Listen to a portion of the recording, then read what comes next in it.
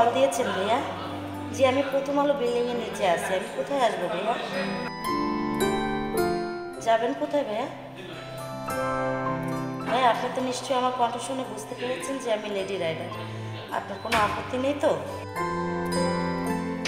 আচ্ছা ভাইয়া, thank you ভাইয়া, অ্যাকসেপ্ট করার জন্য ধন্যবাদ।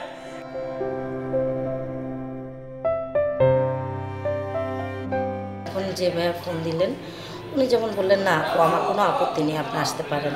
আবার অনেকেই বলে যে না আপু আসলে মহিলা রাইডার তো আমি যাব না, আপু ক্যান্সেল করে দিই। আচ্ছা ভাইয়া ঠিক আছে, ক্যান্সেল করে দিই। খারাপ কোনো আচরণ এখানে হয় না, যার ভালো লাগে যায়, যার ভালো লাগে না ক্যান্সেল করে দেয়। আমি ওভার চালাচ্ছি গত 1 মাস ধরে। এর আগে আমি গৃহিণী ছিলাম, বাসাতেই ছিলাম, আমার বোন আমাকে হেল্প করতো। এখন পুরো সংসারটাই আমার হাতে, আমি নিজেই চালাচ্ছি। আমার জীবন যুদ্ধ আমার এই মেয়ে দুটার জন্য। আমি চাই আমার মেয়ে দুটো বড় হোক, ওদের জন্য যেন আমি ভালো কিছু করতে পারি।